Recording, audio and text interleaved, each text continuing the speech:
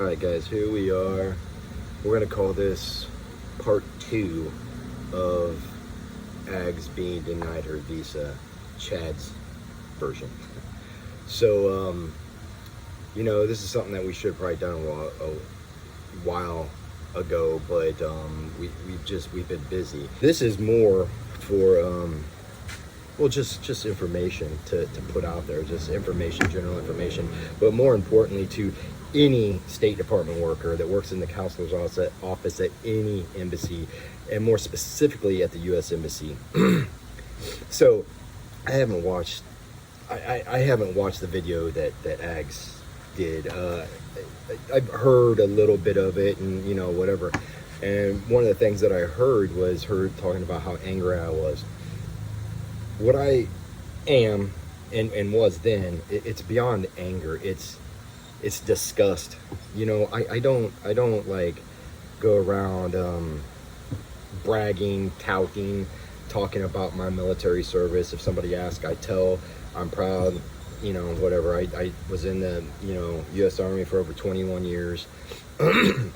Retired as an officer, major in the U.S. Army. One of my duties at one point in time was, whenever I was in the Horn of Africa, I went to embassies to make the defense plan for embassies. I was actually in South Sudan during a civil war, sitting face to face with the U.S. ambassador there, discussing how we were going to defend his embassy if need be. Which rolls into, I know how embassies work. I've been to many embassies, whatever, right? So now here we are. We go to the U.S. Embassy in the Philippines to do something that I thought was like too easy. The reason we're getting it, because we live here. We live here in the Philippines. I've retired here in the Philippines. I have now. I'm going to pick it up, but I have an SRV, a special resident retirement visa, which is kind of important. We have 500 square meters of land that we're going to build on. We have this, like I said, this food park. We've got 8 stalls, a tattoo shop, stage, put over $1 million pesos into it, and it's working well. We live here. We were going for a non-immigrant visa versus the immigrant visa because we're not living in the United States. We live here. So the only option we had was a tourist visa. So of course I want to go back to the United States and visit family and friends. So we decided that we're going to go back to, of all things, celebrate 4th of July with, my family. And so we went to get the visa. We're only going to be there for I think it's between 9 and 11 days. I can't really remember, but I think it was closer to 9 days. It was just a little over a week. So once you get your appointment, it's, you just wait. There's you have to fill the application out. There's a couple of other things you have to do. Not that big a deal, and so anyhow, the point to that being is we don't live as far as you can get from Manila, but we live a ways out. So anybody, once again, I could be wrong, and if I'm wrong, I guess somebody come online and let me know, but you have to go to the U.S. Embassy in Manila to get your visa. So once again, depending on where you're coming from, based on flights, appointments and all that, so you got to book your appointment, or pay for your visa. You got to get there. We flew there. Didn't have to. I guess we could have taken the ferry, which would have taken 3+ days or something like that. I don't know. But we flew there, and then we had to stay in a room, get a hotel for 2 nights. Of course, we could have done it probably cheaper than what we did. Like I said, we could have gotten a cheaper hotel. We could have took the ferry and whatnot. But the point being is, unless you live in Manila, there's an expense to this for you to go there, for these people to go there, and it's like I said, it's all a scam. She's on a message board on I don't even know enough about it to even care, but she is in contact. There's a group, and people talking about how they get denied, and tell who the windows are. So you can see kind of a pattern here. There was one girl, didn't even know anybody in the United States, didn't know anyone, not no. Of course, this is all on we don't know her, but didn't know anybody, got approved. My wife's married to we didn't just get married. We've been together for over 3 years, and we didn't just get married.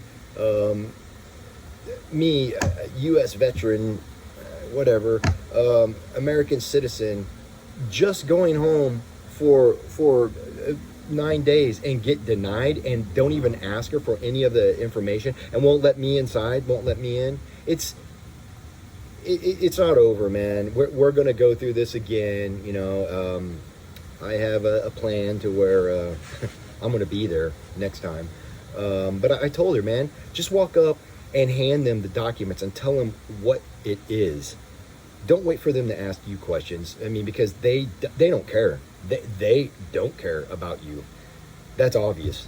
And they don't care about me either, which, whatever, man.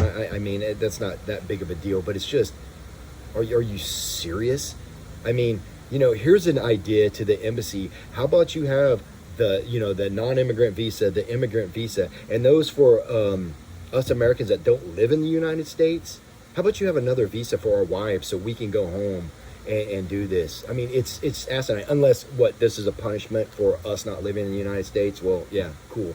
It tells you a little something about what's going on. But you can go to the Mexican border and just cross, right? Yeah. It's just, like I said, it's all a scam. It's all money making.